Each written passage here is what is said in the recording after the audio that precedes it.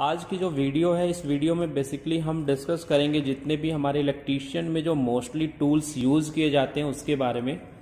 तो आपको यहाँ पे डिस्प्ले पे दिखाई दे रहे होंगे बहुत सारे जो बेसिक टूल्स हैं हमारे इलेक्ट्रीशियंस के, तो इन्हीं के बारे में डिस्कस करेंगे। हालांकि टूल्स तो वैसे बहुत सारे होते हैं, लेकिन फ़िलहाल में हम उन टूल्स के बारे में डिस्कस कर रहे हैं जो मैक्सिमम फ्रिक्वेंसी में यूज़ किए जाते हैं।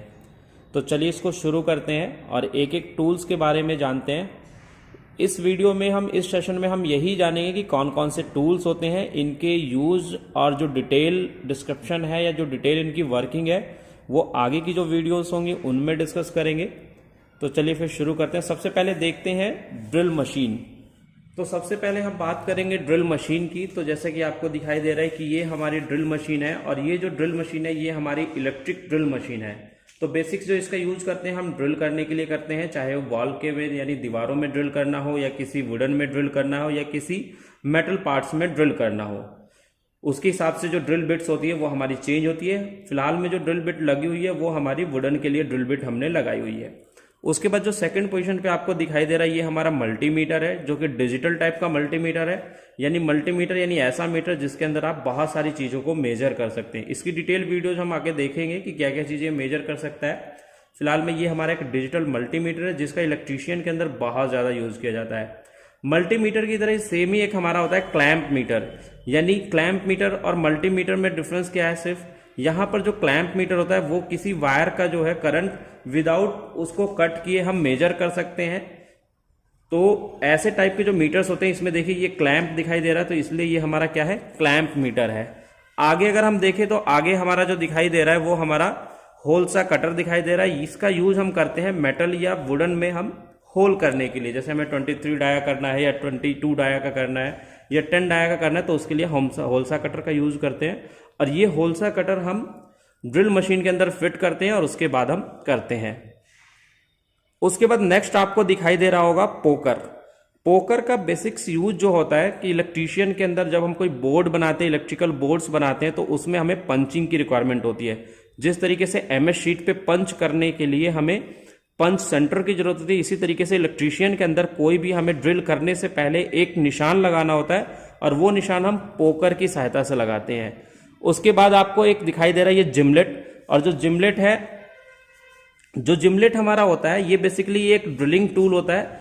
बस जो हमारा ये ड्रिलिंग टूल होता है ये हैंड ड्रिल टूल होता है एक तरीके से, यानी जहां छोटे मोटे होल्स हमें करने हो वहां पे हम इस जिमलेट का यूज करते हैं। नेक्स्ट जो हमारा है स्क्रू ड्राइवर सेट। सबसे ज्यादा यूज किए जाने वाला इलेक्ट्रीशियन के अंदर अगर कोई टूल्स है यानी screw driver. Without screw driver आप इलेक्ट्रीशियन के अंदर किसी भी काम को नहीं कर सकते। तो ये पूरा एक सेट है जिसके अंदर माइनस बिट, स्टार बिट को दिया जाता है और एक पूरा सेट रखा जाता है जिससे आप डिफरेंट टाइप के पेचेस को यानी डिफरेंट टाइप के जो स्क्रूज होते हैं उनको आप खोल सकते हो या फिर बंद कर सकते हो। उसके बाद आपको एक हैमर दिखाई दे रहा है। बेसिकली जो ये हैमर है हमारा बॉल पिन हैमर कहलाता है।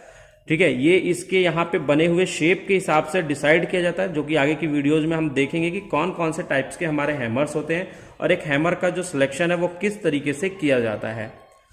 आगे के कुछ टूल्स में हमारा सबसे एक मेन और बहुत छोटा लेकिन बहुत ज्यादा यूज किया जाना टूल्स है वो है नियॉन टेस्टर, या जिसको फेज टेस्टर के नाम से जानते हैं।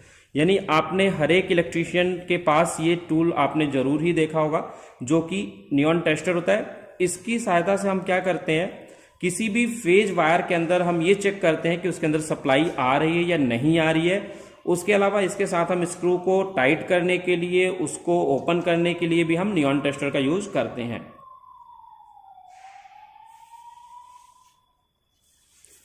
नेक्स्ट उसके बाद हमारा है इलेक्ट्रीशियन नाइफ। इलेक्ट्रीशियन नाइफ का भी यूज वायर को छीलने के लिए किया जाता है।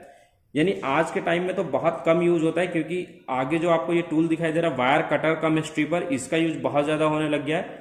लेकिन फिर भी हमें बहुत सारी केबल्स और ऐसे वायर्स आते हैं जिनको हमें छीलना होता है, तो उसके लिए हम इलेक्ट्रीशियन नाइफ का यूज करते हैं। तो ये हमारा इलेक्ट्रीशियन नाइफ है। इसके बाद आपको वायर कटर कम स्ट्रिपर दिखाई दे रहा है। यानी इस वायर कटर की हेल्प से हम वायर को कट भी कर सकते हैं, साथ के साथ उसके इंसुलेशन को भी हटा सकते हैं। नेक्स्ट में अगर हम देखें तो नेक्स्ट हमें दिखाई दे रहा है एक प्लायर। इस प्लायर को थोड़ा सा पास से देखते हैं। अगर हम इसको पास से देखें तो इसकी जो नोज है, ये नोज बनाई हुई है किस तरीके से, अगर हम इसको ध्यान से देखें तो इसकी जो नोज है वो राउंड शेप में है, तो इसलिए इसको हम राउंड नोज प्लायर के नाम से जानते हैं।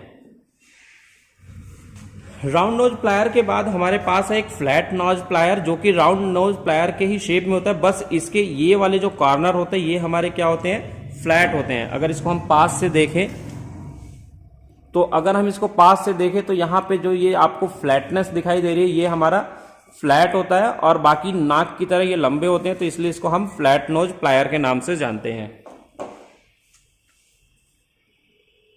उसके बाद हमारा साइड कटिंग प्लायर है, यानी ये भी एक टाइप का प्लायर है जो कि वायर को कट करने के लिए यूज किया जाता है। उसके बाद सबसे ज्यादा यूज किए जाने वाले टूल्स में एक टूल्स है हमारा कॉम्बिनेशन प्लायर, जो कि हमारे वायर को कट करने के लिए, वायर को स्ट्रिप करने के लिए, वायर को ट्विस्ट करने के लिए एंड अदर वर्क्स में करते हैं। इसकी एक डिटेल वीडियोस देखेंगे हम आगे।